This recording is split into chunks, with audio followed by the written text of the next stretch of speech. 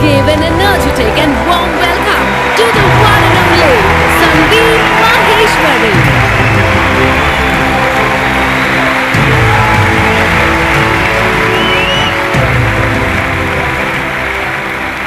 Good morning, everybody. एक छोटी सी request है, एक्सक्यूज मी, आप लोग जो आगे बैठे हुए हैं, स्टेज पे ना लाइट बहुत ज्यादा है, जिसकी वजह से मुझे पीछे तक दिख नहीं रहा है। तो आप एक बार चेक करके बताएंगे पूरा स्टेडियम खाली पड़ा है क्या?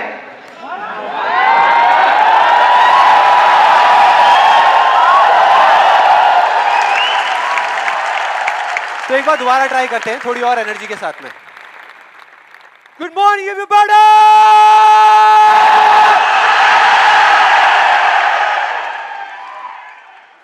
अब कुछ मजा आया।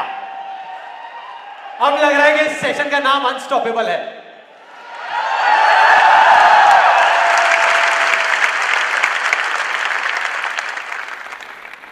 ओके, अब बात करते हैं मेरी। मैं इतना एक्साइटेड क्यों हो रहा हूं? देखो, बहुत सिंपल है। अपने हर सेशन से पहले 15 से 20 मिनट के लिए मैं अपनी आंखें बंद कर लेता हूं।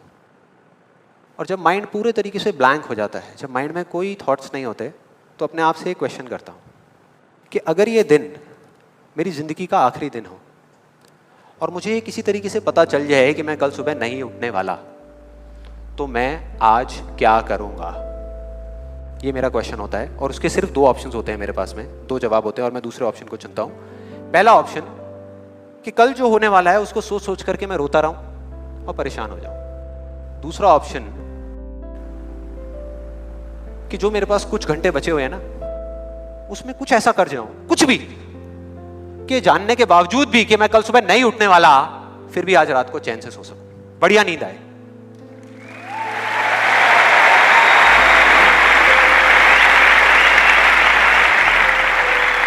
और इसीलिए आज यहां पर जो कुछ भी होने वाला है, जो कुछ भी, वो मेरे लिए सिर्फ एक सेशन नहीं है।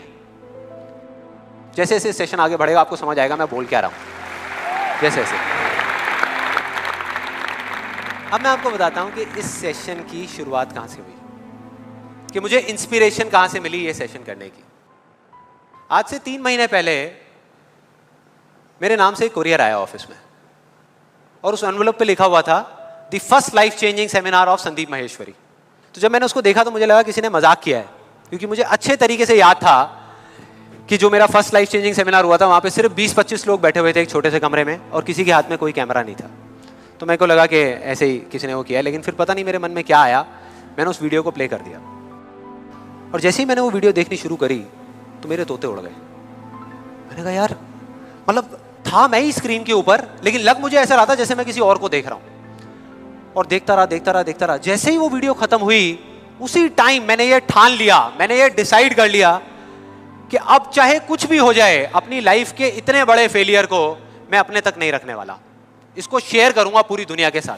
और आप में से कुछ लोगों को याद भी होगा, मैं अपने इस एक्सपीरियंस के बारे में पहले भी आपको बता चुका हूं कि जब मैं पुणे के एक MBA कॉलेज में गया था और वहां जाकर के ब्लैंक हो गया था।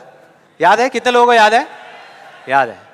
तो तब मैंने आपको बताया तो था, लेकिन दिखाया नहीं था, क्योंकि मेरे पास में कुछ था ही नहीं आपको दिखाने के लिए, कोई वीडियो नहीं थी। तो आज मैं आपको दिखाने वाला हूं कि एग्जैक्टली तब क्या हुआ था। Okay, good afternoon everybody. Just call me Sandeep, don't call me sir. And just a few confessions before I start off this session.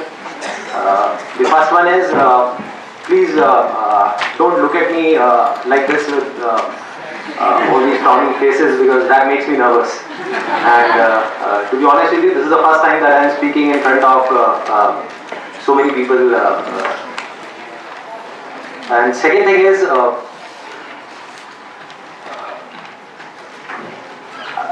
I will be not talking about the theory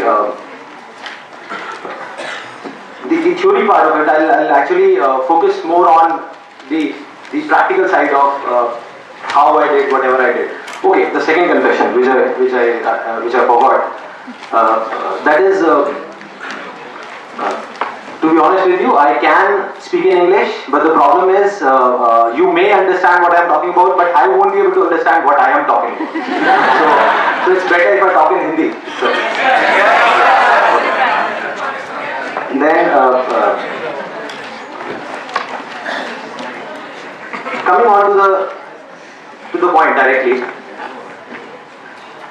the secret of what I feel is of my success. I started my career, I think, at the age of 13, and okay, so I'll come on Hindi. So I'm sorry. Yeah, so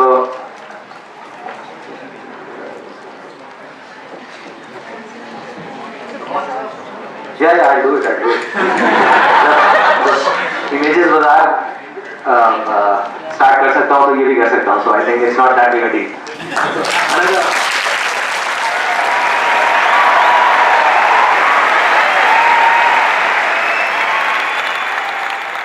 आपने देखा मेरी क्या हालत हुई थी? I think सबका यही हाल होता है जब वहाँ पे स्टेज पे जाते हैं, इतने सारे लोग सामने बैठे होते हैं, सबका यही होता है. तो जब मैंने ये वीडियो देखी तो मेरे दिमाग में सिर्फ एक ही चीज़ चल रही थी, सिर्फ एक, कि ऐसा क्यों हुआ कि मैं अपना इतना बड़ा मजाक उड़वाने के बाद भी बाज नहीं आया, और क्या वजह है कि मैं वहाँ से यहाँ तक आ गया. लेकिन मुझे ना इसका एग्जैक्ट जवाब नहीं मिल रहा था. मतलब मुझे समझ नहीं आ रहा था कि इसके पीछे वजह क्या है. और फिर फाइनली एक दिन वो वजह समझ आई. मैंने एक कहानी पढ़ी कहीं पर, और उस कहानी के जब मैं अंदर तक गया तो मेरे को समझ आया कि हाँ, ये वजह है. ये कहानी है दो बच्चों की जो एक गांव में रहते थे. उनमें से एक 6 साल का था और एक 10 साल का. दोनों बहुत अच्छे दोस्त थे, बिल्कुल शोले के जय और वीरू जैसे. दोनों हमेशा साथ साथ रहते, साथ साथ खेलते, साथ साथ खाते पीते, साथ साथ नहाते धोते. नहीं, धोते नहीं, ये थोड़ा ज़्यादा हो गया. तो एक दिन वो दोनों गांव से थोड़ा दूर निकल गए, और खेलते खेलते उनमें से जो बड़ा बच्चा था 10 साल वाला, वो एक कुएं में गिर गया और जोर जोर से चीखने चिल्लाने लग गया, क्योंकि उसको तैरना नहीं आता था. अब जो दूसरा बच्चा था, छोटा सा 6 साल का, उसने अपने आसपास में देखा और उसको कोई नजर नहीं आया, उसको कोई नहीं दिखा जिसको कि वो बुला सके हेल्प के लिए. और फिर उसकी नजर पड़ी एक बाल्टी पे जिस पे एक रस्सी बंधी हुई थी. उसने एक सेकंड भी वेस्ट नहीं किया, उस बाल्टी को उठा करके कुएं में फेंक दिया और अपने दोस्त को बोला कि पकड़ ले इसको. उसके दोस्त ने पकड़ा और वो अपनी पूरी ताकत लगा करके पागलों की तरह उसको खींचने लगा.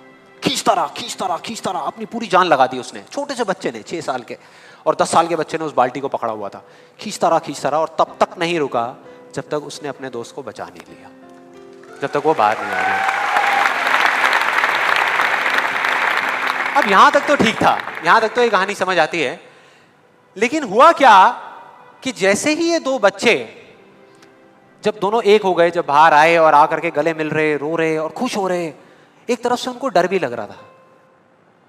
डर था कि अब गांव जाएंगे तो बहुत पिटाई होगी जब उनको बताएंगे कि ऐसे हम कुएं में गिर गए और ये सब चीजें हुई. लेकिन मजे की बात, ऐसा कुछ भी नहीं हुआ. वो जब गांव गए और जा करके उन्होंने अपने घर वालों को बताया, बाकी गांव वालों को बताया, तो किसी ने विश्वास नहीं किया, पूरे गांव वालों ने. और वो अपनी जगह बिल्कुल ठीक थे, क्योंकि उस बच्चे में इतनी ताकत भी नहीं थी कि वो एक बाल्टी पानी से भरी हुई वो उठा सके. तो इतने बड़े बच्चे को इतनी ऊपर खींचना तो बहुत दूर की बात है. लेकिन एक आदमी था उस गांव में, उसने विश्वास कर लिया. उनको सब रहीम चाचा कहते थे, उस गांव के सबसे समझदार बुजुर्गों में से एक. और सबको लगा कि यार ये कभी झूठ नहीं बोलते, अगर ये कह रहे हैं तो जरूर कोई ना कोई बात होगी, कोई ना कोई वजह होगी जिस वजह से ऐसा कह रहे हैं. और फिर सारे गांव वाले इकट्ठे होकर के उनके पास में गए और जा करके बोले कि देखो जी, हमें तो कुछ समझ आ नहीं रहा, आप ही बता दो कि ऐसा कैसे हो सकता है. तो उनको हंसी आ गई. वो बोले कि यार इसमें मैं क्या बताऊं, वो बच्चा बता तो रहा है उसने कैसे किया. बाल्टी को उठा करके कुएं में फेंका, उसके दोस्त ने बाल्टी को पकड़ा, उसने रस्सी को खींचा और अपने दोस्त को बचा लिया. तो आपको पता तो है उसने कैसे किया, बच्चा बता तो रहा है, इसमें मैं क्या बताऊं. तो सारे गांव वाले उनकी शक्ल देख रहे. फिर कुछ देर बाद वो बोले कि सवाल ये नहीं है कि वो छोटा सा बच्चा ये कैसे कर पाया, सवाल ये है कि वो ये क्यों कर पाया, कि उसके अंदर इतनी ताकत कहां से आई है. और बोले इसका सिर्फ एक जवाब है, सिर्फ एक, कि जिस वक्त उस बच्चे ने ये किया, उस टाइम पे उस जगह पर दूर दूर तक कोई नहीं था, उस बच्चे को यह बताने वाला कि तू ये नहीं कर सकता।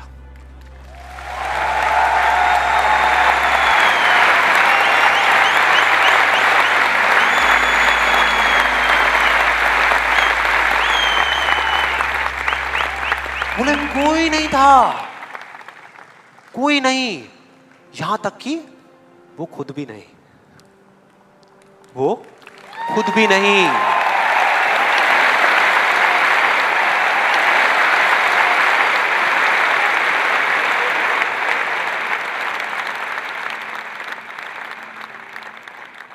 अब मैं आप लोगों से पूछता हूं कि अगर कुछ ऐसा हो जाए, अगर आपको भी उस बच्चे की तरह किसी की आवाज सुनाई ना दे जो आवाजें आपको रोकती है, ना किसी और की ना अपनी, तो क्या होगा? मजा आ जाएगा, राइट? उस बच्चे की तरह आपको भी कोई नहीं रोक पाएगा। You'll be unstoppable, right? Yes और नो? यस और नो? यस और नो? थियोरेटिकली तो ये बात बहुत अच्छी लग रही है सुनने में, लेकिन अगर हम प्रैक्टिकली देखें तो सिर्फ यस बोलने से काम नहीं चलने वाला। ये आप सबको भी पता है और मुझे भी पता है। ये जो अनस्टॉपेबल बनने वाला काम है, उसके लिए क्या करना पड़ेगा? 2 दीवारें तोड़नी पड़ेगी। 2 दीवारें, पहली बनी है दूसरों की आवाज की, कि आपके ऊपर दूसरों की आवाजों का असर होना बंद हो जाए, और दूसरी आपकी खुद की आवाज। ये ज्यादा बड़ी दीवार है। तो अब देखते हैं कि इस पहली दीवार को कैसे तोड़ना है। उस कहानी में उस बच्चे के आसपास में कोई नहीं था उसको रोकने वाला, लेकिन क्या रियल लाइफ में ऐसा होता है? यस और नो? नो। क्या होता है कि हम एक काम करने की सोचते हैं, करना शुरू भी नहीं करते, सिर्फ सोचते हैं कि हमको ये काम करना है, और सामने से 4 लोग आ जाते हैं रोकने के लिए। 4 लोग आ जाते हैं तरह तरह की बातें करने के लिए कि ये नहीं हो सकता। अरे बड़ा इम्प्रैक्टिकल सा आइडिया है। जब कोई नहीं कर पाया तो तू क्या करेगा? होता है ऐसा? कितने लोगों के साथ ऐसा हुआ है? सबके साथ हुआ है और होता रहता है। और मेरे साथ तो पता नहीं कितनी बार हुआ है। किसी के साथ कुछ ज्यादा ही हुआ है लगता है। लगता है उनको राह चलते भी, मेट्रो में भी कोई मिलता है, अबे तू नहीं कर पाएगा, चल।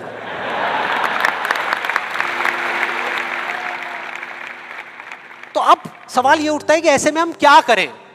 ऐसे में जो ऐसी बातें आपको बोल रहे हैं, ना तो आप उनका मुंह बंद कर सकते हो, ना अपने कान बंद कर सकते हो, क्योंकि वो लोग कोई राह चलते लोग नहीं होते, वो आपके अपने होते हैं। आपके अपने फ्रेंड्स हैं, रिलेटिव्स हैं, आपके घर में हैं, आपके ऑफिस में हैं। तो मैं आपको ये नहीं बोल सकता कि आप क्या करो ऐसी सिचुएशन में, लेकिन मैं ये बता सकता हूं कि मैं क्या करता था। जैसे ही कोई बोलता था मेरे को, या आज भी अगर बोलता है कि ये नहीं हो सकता या तू ये नहीं कर सकता, तो मैं ना चुप रहता हूं, ना उनसे लड़ता हूं।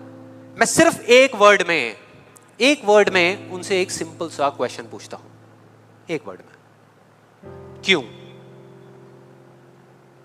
क्यों नहीं कर सकता? क्यों नहीं हो सकता? और जैसे ही मैं ये करता हूं उसके बाद बहुत मजा आता है। आप कभी करके देखना, बहुत मजा आएगा।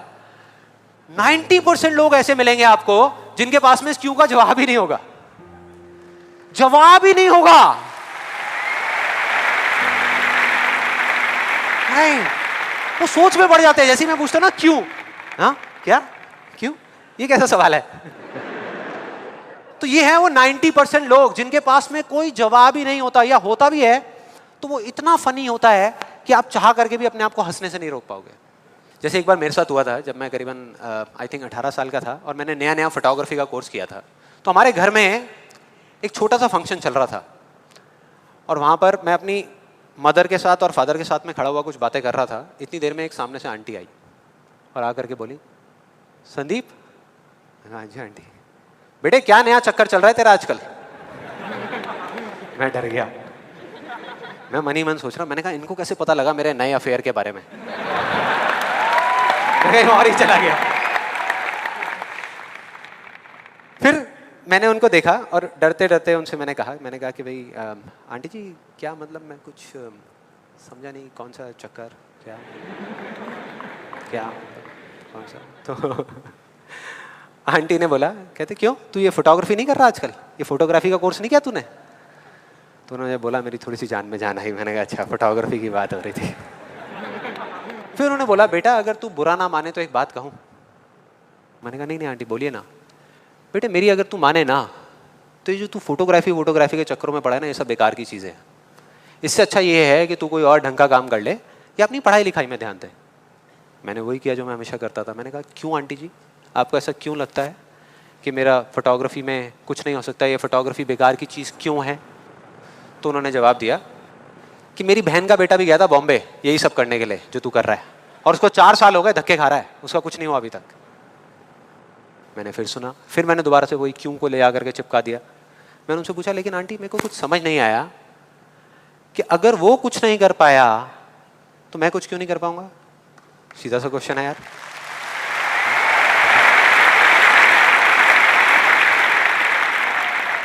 वो थोड़ी सी इरिटेट हो गई, लेकिन उसके बाद जो उन्होंने बोला, उस दिन मेरा कम से कम 10 किलो खून बढ़ गया होगा हंसते हंसते। उन्होंने गुस्से से मेरे से पूछा, कहते तेरे कितने % आए थे 12th में?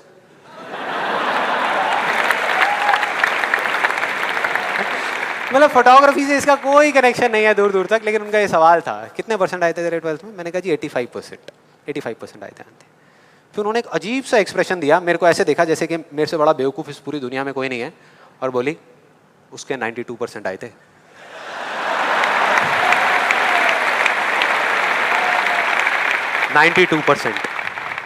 अब बोल। मैं कहा अब क्या बोलूं? अब बोलने को आपने छोड़ा क्या है? क्या कोई है जो ऐसी बातों को सीरियसली ले सकता है? नो, यस और नो? नो, ले ही नहीं सकते।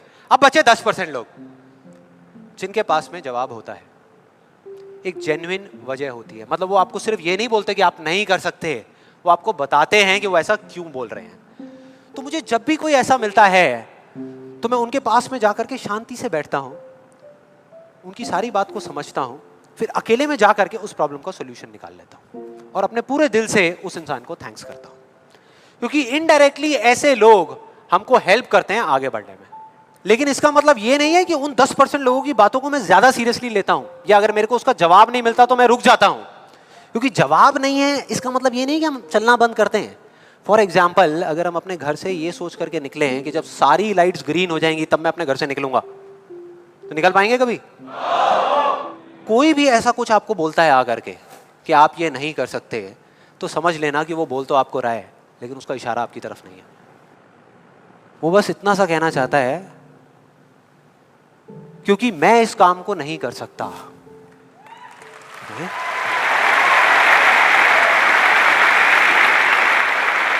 वो बस इतना सा कहना चाहता है क्योंकि मैं इस काम को नहीं कर सकता, या मुझे नहीं पता कि इस काम को कैसे करना है, इसलिए मुझे लगता है कि इस पूरी दुनिया में कोई भी नहीं कर सकता।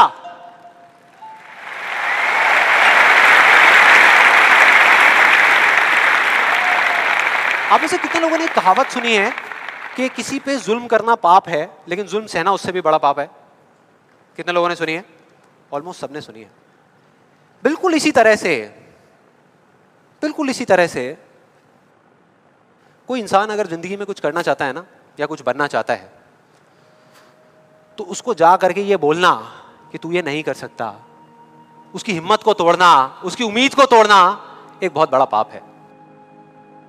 क्योंकि कई बार कुछ लोगों के पास में सिर्फ एक उम्मीद होती है और कुछ भी नहीं, लेकिन वहीं दूसरी तरफ किसी को इतना हक देना कि वो आ करके आपके सामने खड़ा हो जाए और आपको कुछ भी बोलता रहे, आपकी उम्मीद को तोड़ दे, आपकी हिम्मत को तोड़ दे, और आप चुपचाप खड़े खड़े उसको देखते रहो, कुछ भी ना कहो, कुछ भी ना करो, ये उससे भी बड़ा पाप है।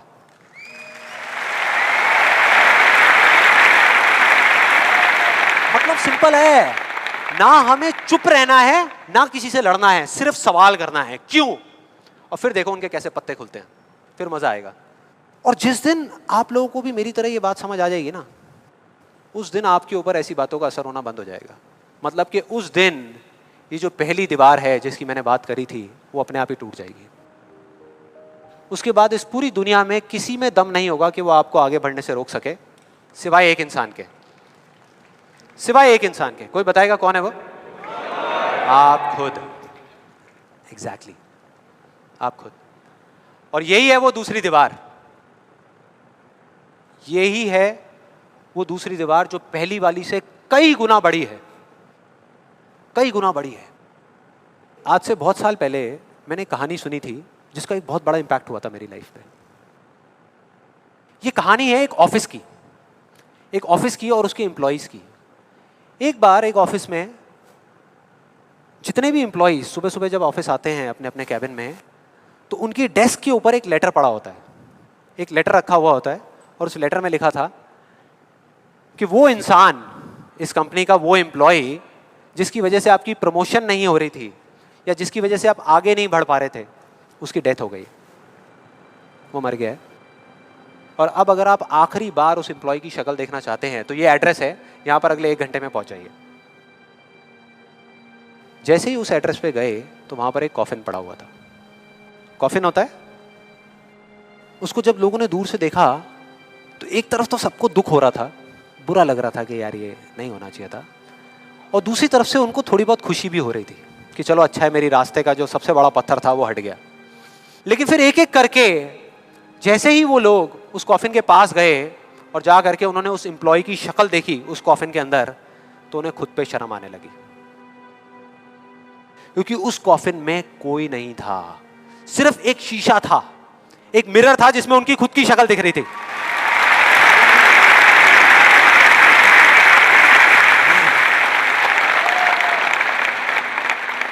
हम सब भी तो यही करते हैं अपनी लाइफ में कि सारा ब्लेम उठा करके किसी सिचुएशन पे डाल दिया, किसी और इंसान पे डाल दिया, सब जगह डाल दिया सिवाय एक इंसान के, खुद पे।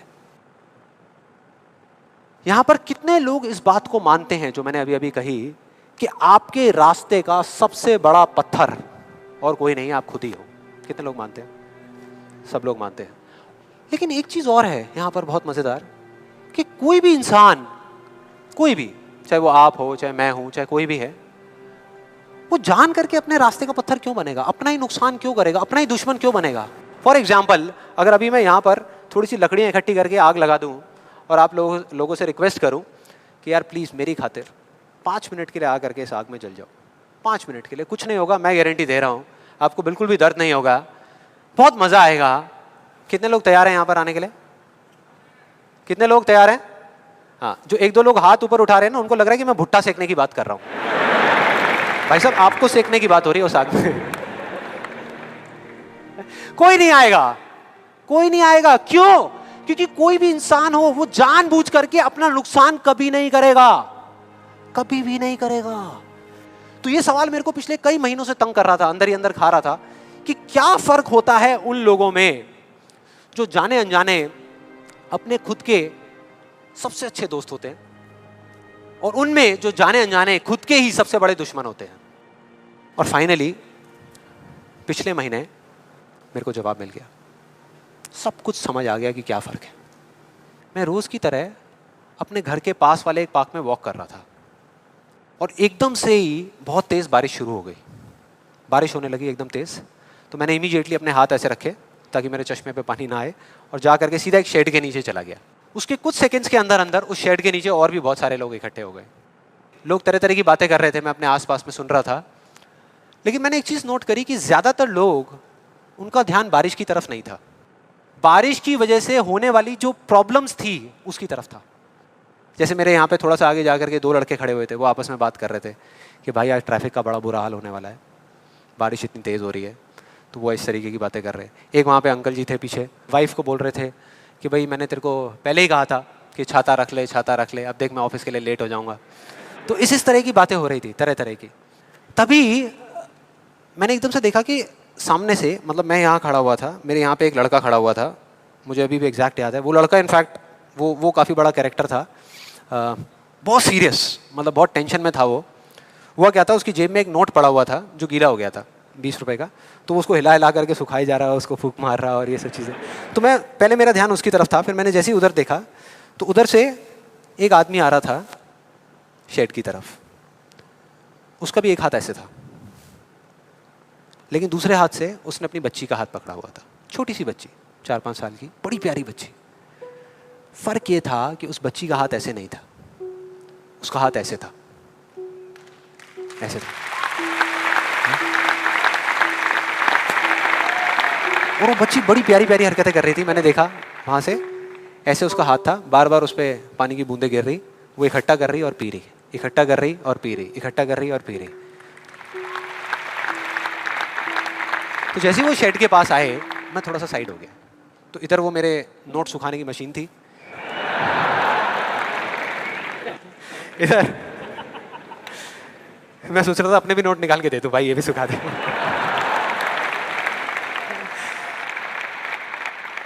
इधर वो बच्ची खड़ी हुई थी, वो छोटी सी प्यारी सी, और मेरा फिर पूरा ध्यान उस बच्ची की तरफ ही था, इतनी इतनी प्यारी बच्ची। और इधर उसके पापा अपने मोबाइल पे कुछ काम कर रहे थे। वो बच्ची को अभी भी चैन नहीं आया, शेड के नीचे आ गई, लेकिन अभी भी बार बार अपना हाथ बाहर निकाल के, एक हाथ से पापा को पकड़ा हुआ डर रही, दूसरे हाथ से ऐसे बाहर निकाल के बार बार पानी भर रही और पी रही। कभी पानी भर रही, अपने मुंह पे फेंक रही। फिर थोड़ी देर बाद पता नहीं उसके मन में क्या आया, उसने अपने पापा से पूछा कि पापा ये बारिश रोज क्यों नहीं होती? बड़ा अजीब सा क्वेश्चन था। उसके पापा ने कहा, वो अपने मोबाइल पे लगे हुए थे, हाँ बेटा होगी होगी, रोज होगी, रोज होगी, रोज होगी। वो बच्ची फिर अपने खेल में लग गई। फिर थोड़ी देर बाद पता नहीं क्यों उसने दोबारा से पूछा अपने पापा से, बताओ ना पापा रोज क्यों नहीं होती?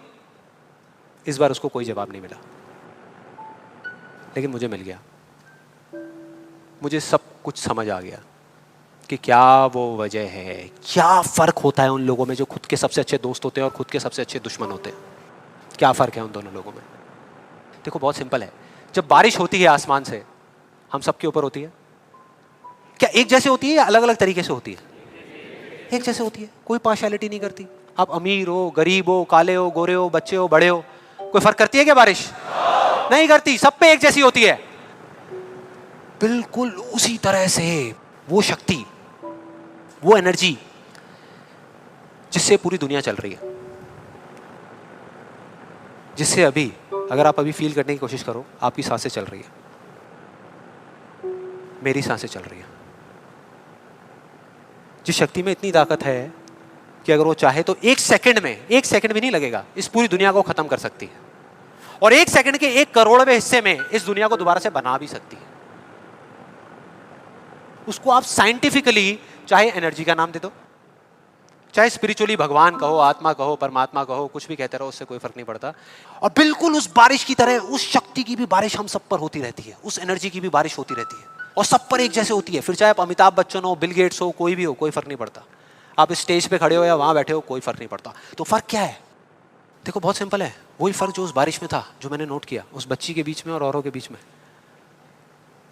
कुछ लोगों का हाथ ऐसे होता है और कुछ का ऐसे होता है, यही फर्क।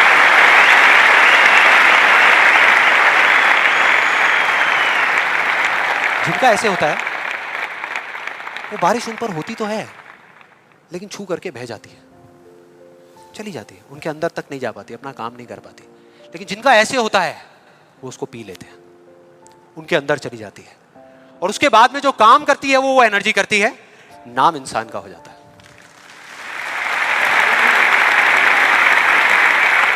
नाम हो जाता है कि वो कर रहा है, वो कर रहा है, वो कर रहा है। अरे कौन कर रहा है? वही एनर्जी पीछे से काम कर रही है। हम क्या कर सकते हैं?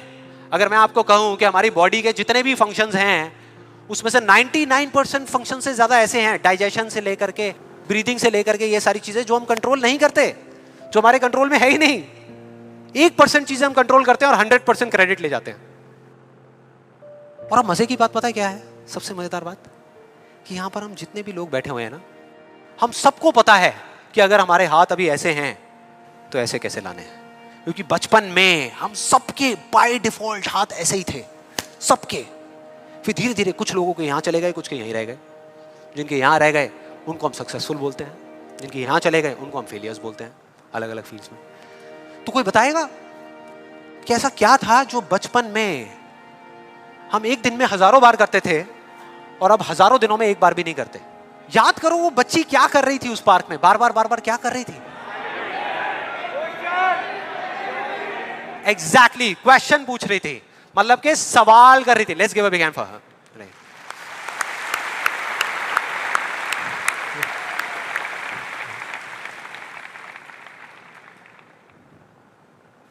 सवाल, ऐसा क्यों होता है?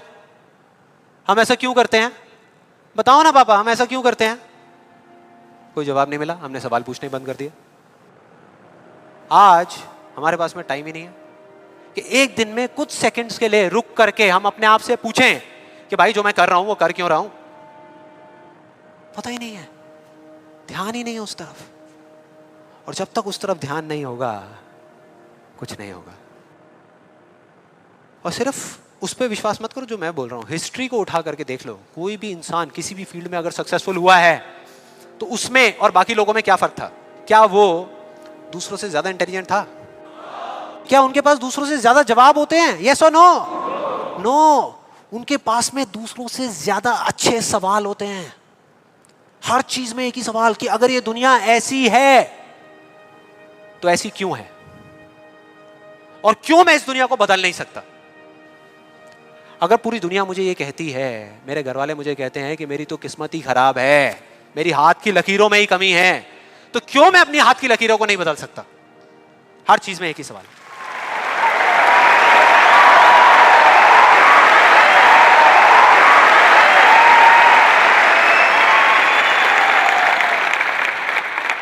और दूसरी तरफ किसी फेलियर के पास चले जाओ, उनके पास आपको सिर्फ जवाब मिलेंगे, सवाल एक भी नहीं। सिर्फ एक्सक्यूजेस मिलेंगे, सिर्फ बहाने मिलेंगे, बस। सवाल पूछ ही नहीं रहे तो जवाब मिलेगा कहां से? कहां से मिलेगा? मिल ही नहीं सकता। तो मैं क्या कह रहा हूं कि लाइफ में आप जो कुछ भी कर रहे हो, जो भी, उससे कोई फर्क नहीं पड़ता, लेकिन अगर आपके पास में इस क्यों का बिल्कुल क्लियर जवाब है तो उस काम को आप पूरे विश्वास के साथ कर रहे हो। और अगर इस क्यों का जवाब ही नहीं है तो आप सिर्फ उस काम को अंधविश्वास पे कर रहे हो, जो आज नहीं तो कल टूटेगा ही टूटेगा। फॉर एग्जाम्पल, मैं आपको एक रियल लाइफ एग्जाम्पल से बताता हूं। क्या कभी आप लोगों के साथ ऐसा कुछ हुआ है कि घर में कोई बड़ा सा फंक्शन चल रहा हो, जैसे किसी की शादी हो रही हो, और वहां पे कोई रिलेटिव बीमार हो गया? हुआ है? कितने लोगों के साथ हुआ है ऐसा? हुआ है। तो ऐसे में क्या होता है? क्या होता है? जैसे ही एक किसी की तबीयत खराब होती है तो बाकी लोग क्या करते हैं? डॉक्टर बन जाते हैं, अपनी अपनी राय देते हैं आकर के। मेरी फैमिली में भी एग्जैक्टली बिल्कुल ऐसा ही हुआ था। मेरी एक कज़न सिस्टर की शादी थी और मेरे एक अंकल आए हुए थे अब्रॉड से। उनकी तबीयत खराब हो गई, उनको बुखार हो गया, और जैसे ही एक एक करके सब लोगों को पता लगा तो सब लोग आए और आ करके अपने अपने आइडियाज़ देने लगे। एक आंटी जी आई, काढ़ा बना करके, अपना अदरक का, तुलसी का, शहद का वो काढ़ा बना करके, बेटा ये पी लो, 2 घंटे में ठीक हो जाओगे, बुखार अभी उतर जाएगा, बहुत पुराना नुस्खा है। उसके बाद में एक अंकल आए, बड़े फनी, वो आ करके उन्होंने ऐसे उनके सर पे हाथ रखा, गर्म हो रहे हैं। फिर उन्होंने कहा कुछ नहीं है, इनको ठंडी बर्फ़ की पट्टियाँ कर दो, अभी सारा बुखार उतर जाएगा। ऐसे सब तरह तरह के लोग आ रहे थे, तरह तरह के, और अपने अपने आइडियाज़ दे रहे थे।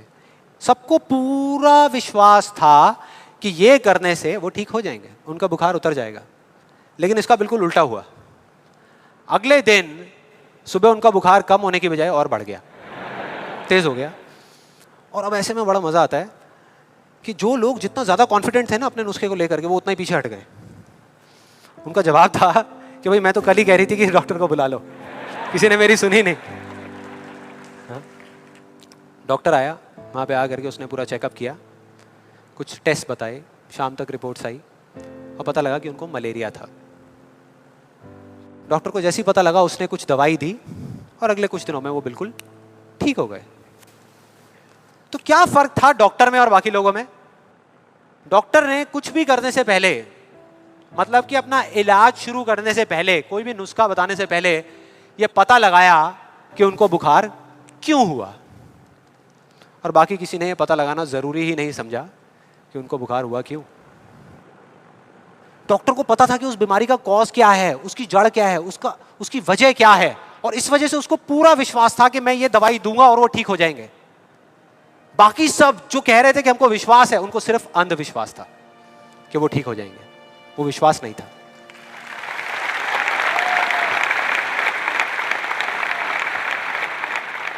इन दोनों के बीच में ना इतना एक बिल्कुल पतली सी लाइन का फर्क होता है, विश्वास में और अंधविश्वास में, जिस वजह से बहुत बार हम अपने अंधविश्वास को विश्वास का नाम दे देते हैं। और इसका आज की डेट में सबसे बड़ा एग्जाम्पल, सबसे बड़ा, वो है लॉ ऑफ अट्रैक्शन। सुना है? यहां पे कितने लोगों ने सुना है लॉ ऑफ अट्रैक्शन के बारे में? ऑलमोस्ट सबने सुना है। अब ये बहुत मजेदार है, लॉ ऑफ अट्रैक्शन।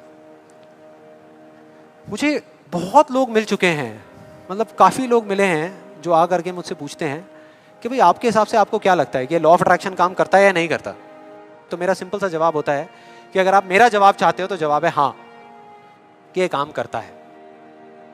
साइंटिफिकली जिसको बोलते हैं law of cause and effect, और स्पिरिचुअली जिसको बोलते हैं लॉ ऑफ कर्मा, ये उसके ऊपर बेस्ड है।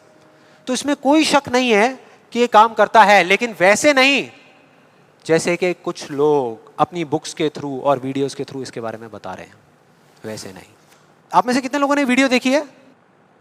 बहुत सारे लोगों ने देखी है, तो आप शायद समझ जाएंगे। बाकी लोगों के लिए मैं थोड़ी एक्टिंग करके दिखाता हूँ, अपना वो थोड़ा फिरंगी स्टाइल में, वो जो डबिंग करके बोलते हैं ना, ये बिल्कुल एक अलादीन के चिराग जैसा है।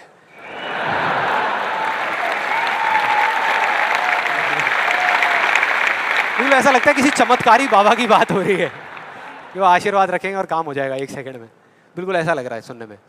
ये बिल्कुल एक अलादीन के चिराग जैसा है, आपको सिर्फ हुक्म देना है कि आप क्या चाहते हैं। आपको बंगला चाहिए, आपको गाड़ी चाहिए, आपको पैसा चाहिए, आपको सिर्फ बताना है कि आपको क्या चाहिए, फिर देखिए क्या होगा। ये प्रकृति आपके सुर से सुर मिलाएगी, ताल से ताल मिलाएगी।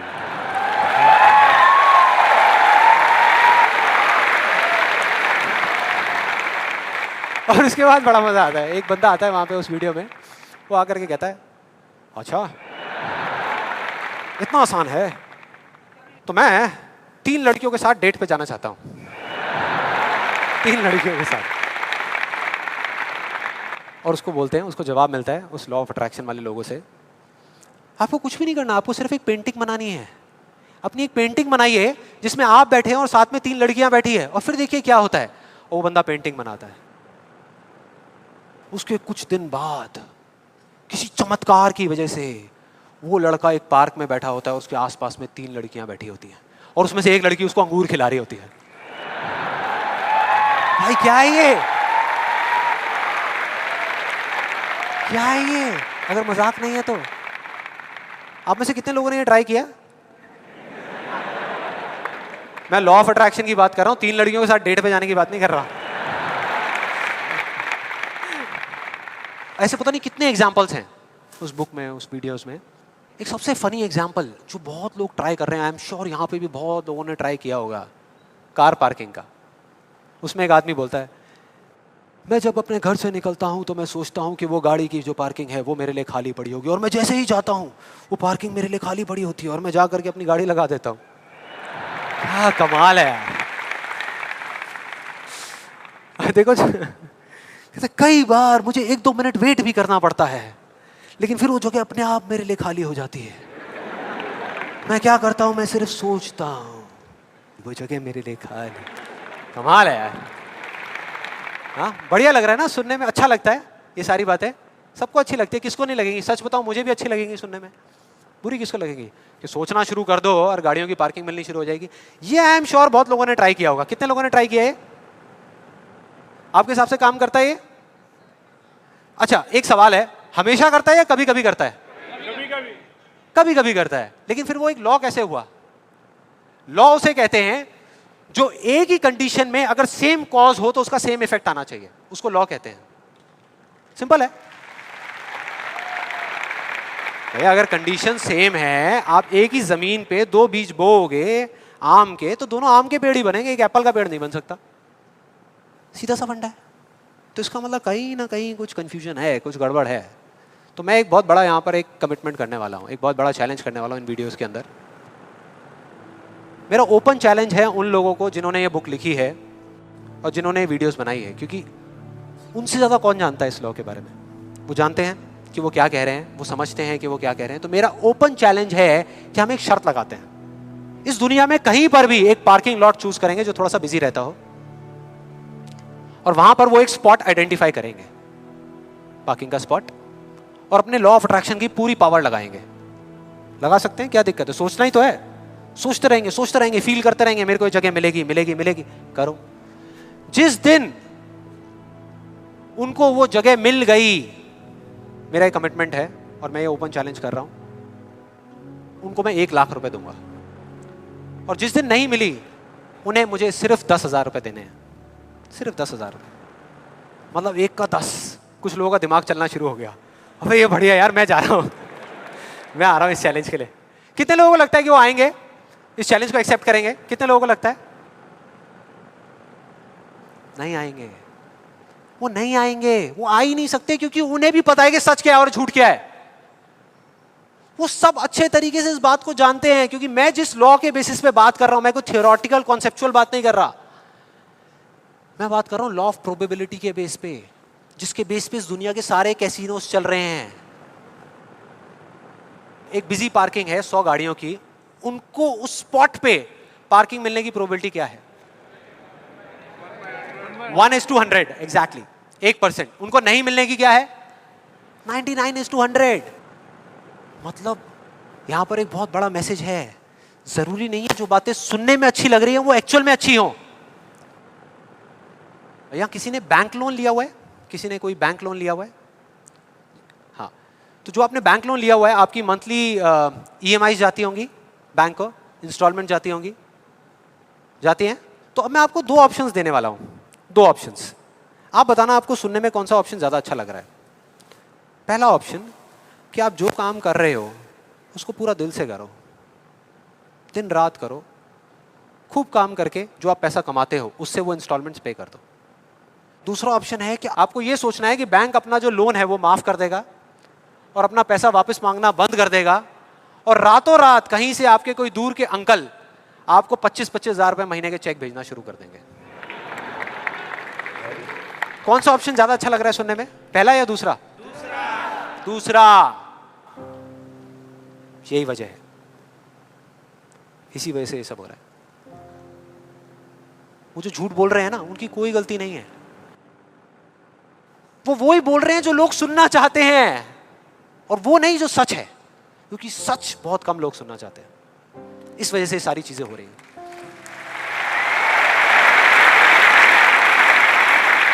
और मैं इस सेशन का आपको एक फाइनल एग्जांपल देने वाला हूं, जिसके बाद में अभी आपके मन में जितने भी डाउट चल रहे होंगे ना, वो सारे धीरे धीरे क्लियर हो जाएंगे।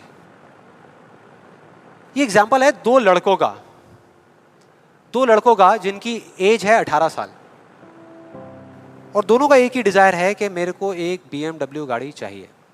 दोनों का यही है, और अगले 10 साल के अंदर अंदर चाहिए, बस तरीका थोड़ा सा अलग अलग है। जो पहला लड़का है उसने क्या किया, अपना एक गोल सेट किया। उसने एक अपनी डायरी में लिख दिया, पोस्टर्स ला करके उस गाड़ी के अपने घर में लगा दिए जगह जगह पर। 24 घंटे उस गाड़ी के बारे में सोचने लग गया कि ये गाड़ी मुझे चाहिए चाहिए चाहिए। रोज रात को बैठ करके फील करता कि मेरे को गाड़ी मिल गई है, आवाजें निकालता, जू जू जू ये वो, और करते करते ब्रेक मार रहा है, ये कर रहा है, वो कर रहा है। एक्चुअल में नहीं मिली है, इमेजिन कर रहा है, फील करने की कोशिश कर रहा है, उस गाड़ी को एक्सपीरियंस करने की कोशिश कर रहा है, क्योंकि ऐसा बहुत बुक्स में लिखा हुआ है। लॉ ऑफ अट्रैक्शन में भी यही बताया गया है। यस और नो? अब इसको करने से क्या हो रहा था? पहले उसकी सिर्फ एक विश थी, एक चाह थी कि हाँ मेरे को ये गाड़ी मिल जाए, नहीं भी मिले तो कोई फर्क नहीं पड़ता, लेकिन अब उसका वो बर्निंग डिजायर बन गया। अब उसको गाड़ी हर हालत में चाहिए ही चाहिए अगले 10 साल में। अब आप में से कुछ लोग सोच रहे हो, आप में से कितने लोगों ने मेरा इल्यूजन टू रियलिटी वाला सेशन देखा है? आप सोच रहे हो कि यार आपने इल्यूजन टू रियलिटी में भी तो यही बात करी है, और आप खुद ही उसके अगेंस्ट बोल रहे हो। लग रहा है कुछ लोगों को, लग रहा है ऐसा लग रहा है। देखो मैंने क्या कहा था आपको अभी थोड़ी देर पहले, कि विश्वास और अंधविश्वास में सिर्फ एक पतली सी लाइन का फर्क होता है, इधर कुछ और इधर कुछ और। अगर आप ध्यान से मेरी जितनी भी वीडियोस देखोगे, आज तक मैंने जो कुछ भी कहा उसको देखोगे, तो मैंने किस चीज के बारे में बात करी है? किसी चीज को हासिल करने के बारे में, गाड़ियों के बारे में, पैसे के बारे में, बंगले के बारे में, या किसी काम पे फोकस करने के बारे में? काम पे फोकस करने के बारे में, चीज के बारे में नहीं। मतलब इस टेक्निक में कोई कमी नहीं है। इस टेक्निक को यूज जो लोग कर रहे हैं 90% वो गलत तरीके से कर रहे हैं, जिस वजह से प्रॉब्लम्स क्रिएट हो रही है। अब दूसरे लड़के की बात करते हैं, उसमें और इसमें क्या फर्क था। दूसरा जो लड़का था उसका भी डिजायर था कि मुझे ये गाड़ी चाहिए, बस एक छोटा सा फर्क था। उसने एक सवाल पूछ लिया अपने आप से, उसने एक सवाल पूछ लिया अपने आप से कि मुझे ये गाड़ी क्यों चाहिए, क्यों चाहिए। अब ये काम ना बड़ा बोरिंग लगता है सुनने में कि यार क्यों चाहिए, ये सोचने की क्या जरूरत है, सीधा गाड़ी लो ना, शॉर्टकट फटाफट। लेकिन नहीं, उसने ऐसा नहीं किया, उसने गलती नहीं करी, उसने पूछ लिया। और जब हम सवाल पूछते हैं तो क्या होता है, जवाब मिलता है, जवाब मिलता है, और उसको मिल गया। जवाब ये था कि मैं ये गाड़ी इसलिए चाहता हूँ क्योंकि मैं अपने फ्रेंड्स को, अपने रिलेटिव्स को, इस पूरी दुनिया को ये प्रूव करना चाहता हूँ कि मैं भी सक्सेसफुल हो सकता हूँ।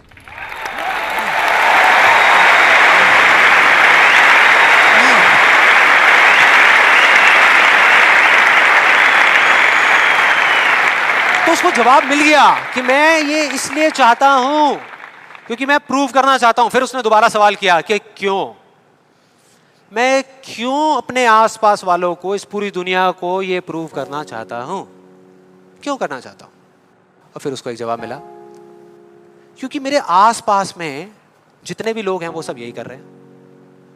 उसने एक आखिरी सवाल पूछा और जब उसका जवाब मिला ना तो वो हिल गया, उसके सारे फंडे क्लियर हो गए। वो सवाल था कि सब ऐसा क्यों कर रहे हैं, और उसको जवाब मिला, सब ऐसा इसलिए कर रहे हैं क्योंकि सब ऐसा ही कर रहे हैं। बस उसको समझ आ गया कि एक रेस लगी हुई है जहां पर सब भाग रहे हैं, कोई तेज भाग रहा है, कोई धीरे भाग रहा है, लेकिन किसी को पता ही नहीं है कि वो भाग क्यों रहे हैं। और जैसे ही उसको ये समझ आया, उसको ये जवाब मिला, तो उसको ये तो नहीं पता था कि मैं अब क्या करने वाला हूं, लेकिन उसको ये समझ आ गया कि मुझे क्या नहीं करना। उसने डिसाइड कर लिया उसी टाइम, उसी मोमेंट में ये डिसाइड कर लिया कि मुझे नहीं बनना इस रैट रेस का हिस्सा, मुझे नहीं प्रूव करना किसी को कुछ भी, मुझे नहीं चाहिए कोई गाड़ी वाड़ी। अब मैं वो करूंगा जो मेरा दिल कहता है, जो मेरे अंदर की आवाज है। बाढ़ में गई दुनिया। और जैसे ही उसको ये अंदर से उसकी आवाज आई कि मुझे ये चीज करनी है, तो वो जवाब उसके अंदर से ही निकल करके आ गया। और उसको जवाब मिला कि 3 साल पहले वो सबसे ज्यादा क्लोज इस पूरी दुनिया में अपने फादर के था, अपने पापा के, और दोनों का रिलेशन एक बाप बेटे का कम और एक दोस्त का ज्यादा था। उसके पापा की एक छोटी सी हैंडीक्राफ्ट की दुकान थी दिल्ली में, और वो क्या करते थे, छोटे छोटे गांव में जाते और जा करके वहाँ के कारीगरों से कुछ सामान लेकर के आते और अपनी दुकान में बेचते। ये उनका काम था। एक बार वो एक गांव में जा रहे थे तो उनका बेटा भी उनके साथ चला गया। ये लड़का उनके साथ चला गया क्योंकि उसकी छुट्टियां चल रही थी, और दोनों उस गांव में एक ढाबे पे बैठ करके, शाम का टाइम था, खाना खा रहे थे। खाते खाते एकदम से उसके फादर के यहाँ पे दर्द उठा, लेफ्ट साइड में दर्द होना शुरू हो गया, और उस लड़के ने एक सेकंड भी नहीं लगाया, फटाफट से अपने फादर को लेकर के एक पास के हॉस्पिटल में चला गया। वहां जाकर के जो डॉक्टर्स थे उस गांव के हॉस्पिटल के, उन्होंने कहा कि आप इनको जल्दी से जल्दी किसी बड़े हॉस्पिटल में ले जाओ, टाइम नहीं है। लेकिन वो बड़ा हॉस्पिटल उस गांव से 3 घंटे की दूरी पे था। और जब वो वहां पहुंचा और उसको, उसके फादर को इमरजेंसी वार्ड में लेकर के गए, तब तक सब ठीक था। लेकिन उसके 10 मिनट बाद डॉक्टर्स आए और आकर के उन्होंने बोला, वी आर सॉरी, अगर आप 15 मिनट पहले आ जाते तो हम कुछ कर सकते थे। 15 मिनट पहले। अब जैसे ही इस लड़के के साथ ये हुआ था तो बिल्कुल सुन्न हो गया था, मुंह से एक वर्ड बाहर नहीं आ रहा था, उसको समझ ही नहीं आ रहा था कि मैं क्या बोलूं, क्या सोचूं। उसने ऐसा कुछ सोचा ही नहीं था, एकदम से हो गया, एकदम से हो गया। और उसके काफी देर बाद जाकर के, उसके 5-10 मिनट बाद जाकर के उसके अंदर से एक चीख निकली थी, एक अजीब सी बात निकली थी जो उसको उस टाइम पे नहीं समझ आई थी कि ये बड़े डॉक्टर्स बड़े शहरों के बड़े हॉस्पिटल्स में ही क्यों होते हैं, छोटे छोटे गांव में क्यों नहीं होते।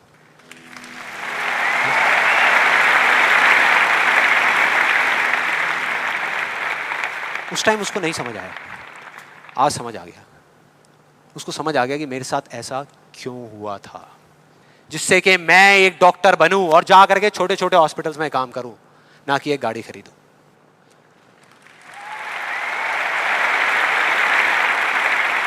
और इस एक सवाल ने, एक वर्ड के सवाल ने, क्यों ने, उसकी पूरी पूरी लाइफ का डायरेक्शन ही चेंज कर दिया। जहां एक तरफ उससे एक दिन में 1 घंटा भी पढ़ाई नहीं होती थी, अब वो दिन में 12-12 घंटे पढ़ने लगा। उसके कुछ साल बाद वो एक हार्ट सर्जन बन गया और जा करके कुछ बड़े हॉस्पिटल्स में बड़े डॉक्टर्स को असिस्ट करने के बाद में छोटे छोटे गांव में चला गया। ये थी उस दूसरे लड़के की कहानी।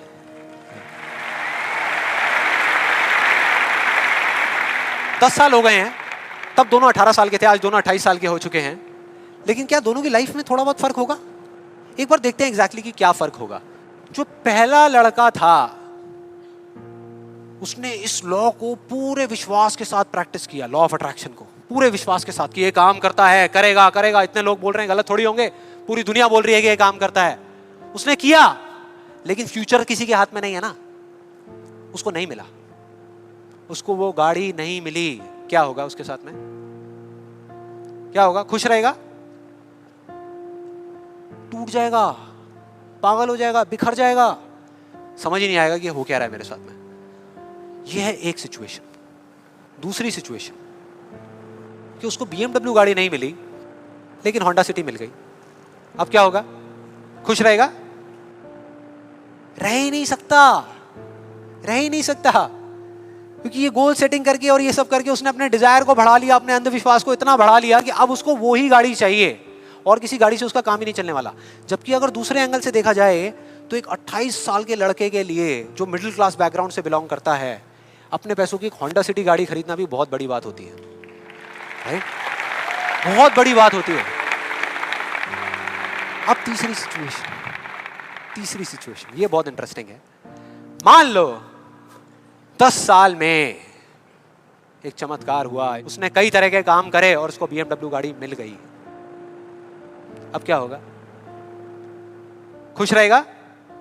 सेटिस्फाइड हो जाएगा अपनी लाइफ से, बैठ जाएगा आराम से, हाँ, मिल गई, यही तो चाहिए था, मिल गया, हो गया काम, लाइफ बढ़िया हो जाएगी उसकी। उसका लालच और बढ़ जाएगा, उसका अंधविश्वास और बढ़ जाएगा। वो कहेगा कि अगर इस लॉ ऑफ अट्रैक्शन को प्रैक्टिस करके मुझे 10 साल में ये गाड़ी मिल सकती है तो अगले 5 साल में एक इतना बड़ा घर क्यों नहीं मिल सकता? यस और नो? मतलब कि उसको सब कुछ मिल चुका होगा लेकिन वो उसको छोड़ करके फ्यूचर के अंदर किसी और चीज को पकड़ लेगा। सब कुछ होने के बाद भी वो फ्यूचर में जिएगा और उसकी हालत बिल्कुल एक ऐसे खरगोश के जैसी हो जाएगी जिसके सर के सामने किसी ने डंडा लगा करके गाजर को टांग दिया। इमेजिन करो कैसा होगा वो खरगोश, जो उस गाजर को देख तो सकता है, बिल्कुल उसकी आंखों के सामने है, उसको खाने के लिए भाग भी सकता है लेकिन कभी खा नहीं सकता, मरते दम तक सिर्फ भाग सकता है, खा नहीं सकता। क्योंकि उसकी जो खुशी है वो उस काम में नहीं है जो वो काम कर रहा है, किसी चीज में है, बाहर है, उसके अंदर नहीं है। अब देखते हैं दूसरे लड़के को। ये बहुत इंटरेस्टिंग है कि इस दूसरे लड़के का क्या होगा। 10 साल हो गए, वो छोटे छोटे गांव में जा करके अपना काम कर रहा है और पहली सिचुएशन, उसको गाड़ी नहीं मिली, BMW गाड़ी उसको चाहिए थी 10 साल पहले लेकिन आज नहीं मिली, तो क्या होगा? क्या होगा? खुश रहेगा। उसकी खुशी किसी गाड़ी में नहीं है, किसी चीज में नहीं है, उसके काम में है। कल जो मिलने वाला है उसमें नहीं है, आज जो वो कर रहा है उसमें है।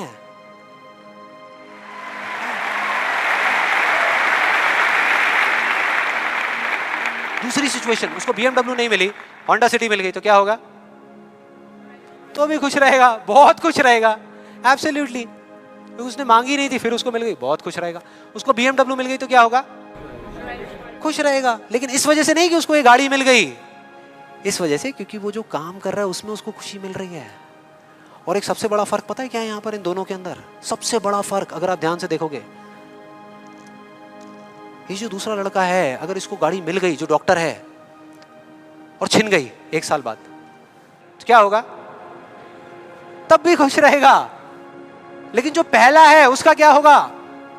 अरे वो सिर्फ डर में जिएगा, वो सिर्फ डर में जिएगा। जो है उसको खोने का डर, जो मैं चाहता हूं उसके ना मिलने का डर, 24 घंटे सिर्फ डर।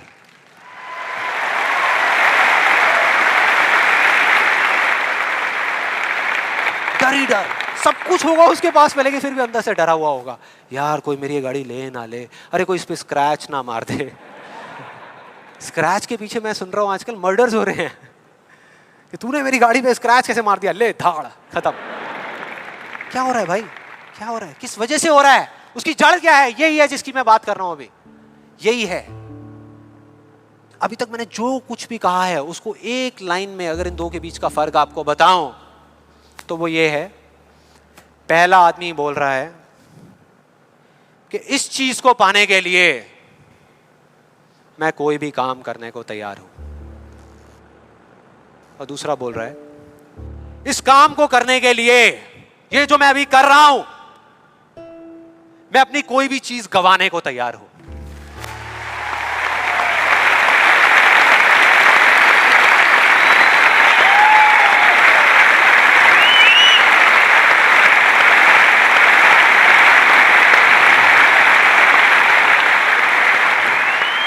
एक की जिंदगी का मकसद है, जो पहला है पाना, हासिल करना, उस चीज पे कब्जा करना किसी भी तरीके से, बस वो चीज मेरे हाथ में आ जाए। फिर चाहे इसके लिए उसको धर्म के रास्ते पे चलना पड़े या अधर्म के, वो चलेगा। उसको सही काम करना पड़े या गलत करना पड़े, वो करेगा। लेकिन दूसरा, उसके लिए अपने अंदर की आवाज को सुन करके, अपने अंदर की मतलब कि अपने दिल की आवाज को सुन करके किया गया कर्म ही इस दुनिया का सबसे बड़ा धर्म है।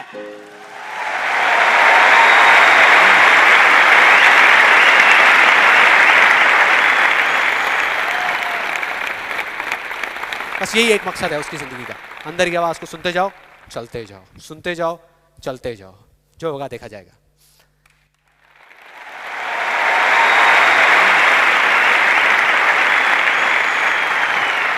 और इस गलत फहमी में मत रहना कि जो पहला है उसको दूसरे से ज्यादा मिलेगा, ये सोचना भी मत।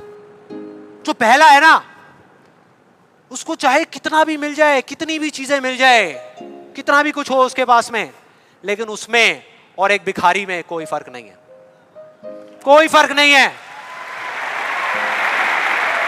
दोनों का सिर्फ एक काम है, मांगना, मांगना।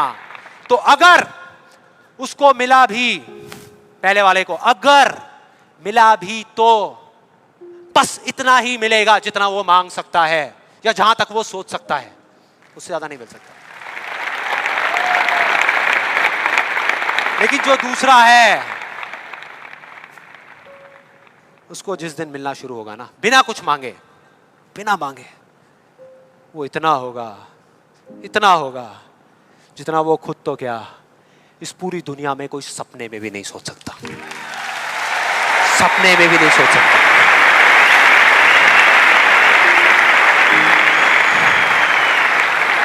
और इसका जो मैं आपको बोल रहा हूं, एक जीता जागता एग्जाम्पल आपके सामने खड़ा है।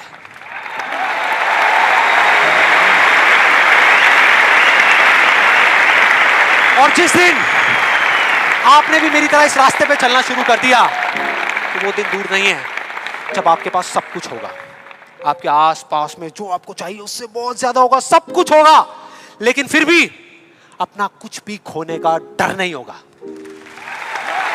चला जाए, चला जाए, चला जाए, ये जाए, वो जाए, कुछ भी जाए, कोई डर नहीं है।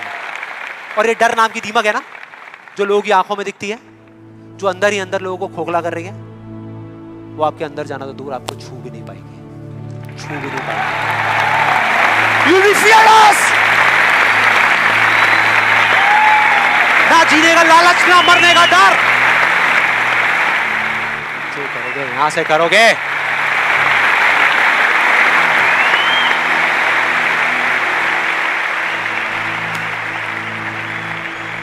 और फिर चाहे आपके रास्ते में एक मुश्किल आए या हजार आए, कोई फर्क नहीं पड़ता। चाहे एक आदमी आकर के आपको रोकने की कोशिश करे या 1 लाख लोग आकर के आपके सामने खड़े हो जाएं, अरे आपको रोकना तो दूर, किसी में इतना दम भी नहीं होगा कि वो आपको हिला भी सके।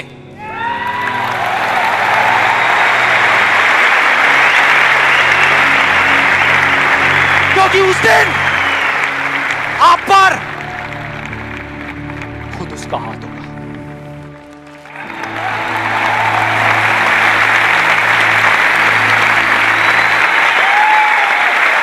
और फिर अगर आप चाहोगे भी ना, चाहोगे भी, तो भी अपने आप को आगे बढ़ने से नहीं रोक पाओगे। You'll be unstoppable! You will be unstoppable!